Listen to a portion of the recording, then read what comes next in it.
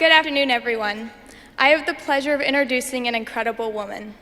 In 2007, I convinced my mom to drive 45 minutes to the middle of nowhere to meet a girl I found on MySpace. Never in my wildest dreams did I imagine that girl, Taylor Swift, would have such an impact on my life. With each new album Taylor releases, her growth, talent, and maturity continues to shine.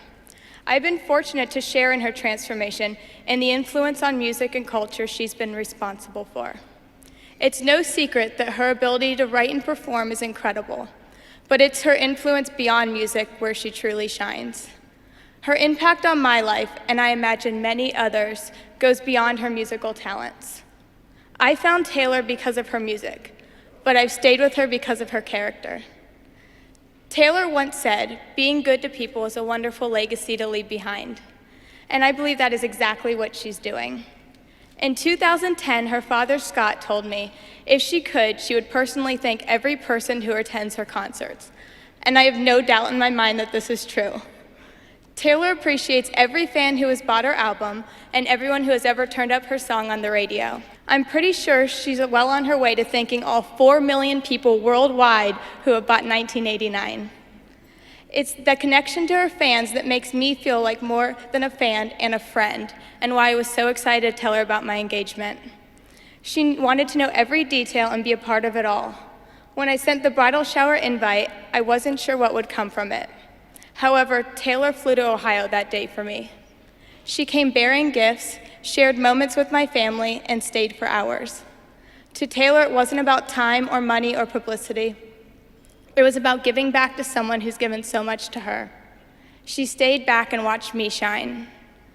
This is why she does not have a fan base. She has an extended family.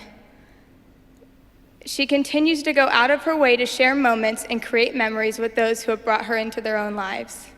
She knows what it means for someone to receive a simple message, a package of presents, or an invite to her house. It's her genuine way to show how sincerely thankful she really is. Taylor's generosity is just one of the many reasons she's Billboard's Woman of the Year. I freaking love you, and I'll stand by you forever. Congratulations on being Billboard's Woman of the Year.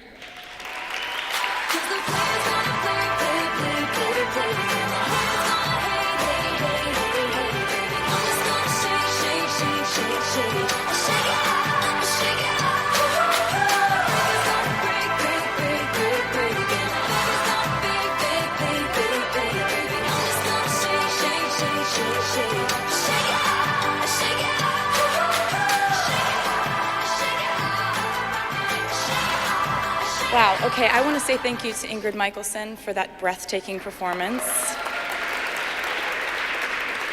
I mean, Ingrid, having her here really is amazing because in the last year of my life, I've kind of found myself in this sisterhood of amazing women, and I've gotten to play them the album before it came out, get their feedback. I'm afraid I'm going to drop this. Can you hold this, Gina? Thank you. And playing music for Ingrid was something I'll never forget, dancing around in the kitchen that night, so kind of a coming full circle type thing. And Gina, I just love you. Look how cute she is. God. Well, I wanted to thank you so much. Being named Billboard Woman of the Year for the second time is kind of this amazing early birthday present, because I turned 25 at midnight tonight. That's when that happens. Fully intend on partying like it's 1989. See? It was bad. It was really bad. And I knew it would be a bad joke when I wrote it, so I just did it anyway. This year, I feel, has been important for me in a lot of ways, but honestly, I feel the most important way that this year has changed my life and the way I've lived it is that I've taken this year to stand up for my value as a songwriter, as a businesswoman, and as a content creator. Well. You know, I'm very well aware that the music industry is changing, and it will continue to change. And I am open to that change. I'm open to progress. I am not open to the financial model that is currently in place. I really believe that we in the music industry can work together to find a way to bond technology with integrity. And I just really hope we can teach a younger generation the value of investment in music rather than just the ephemeral consumption of it. I think that there has to be a way for streaming or any future ways that we access music to fairly compensate the writers, musicians, and producers of that music.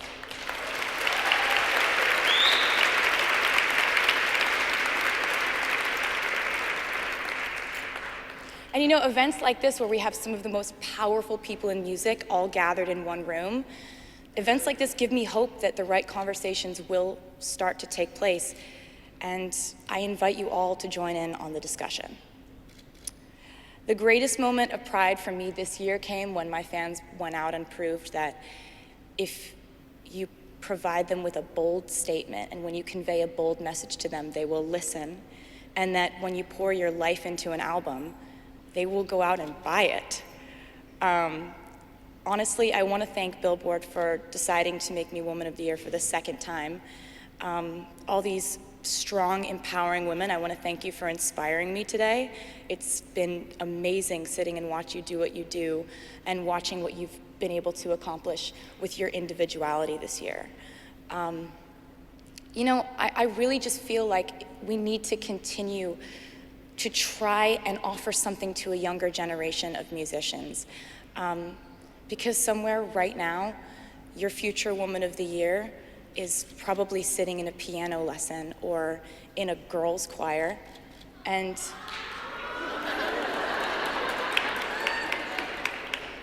today, right now, we need to take care of her. Thank you.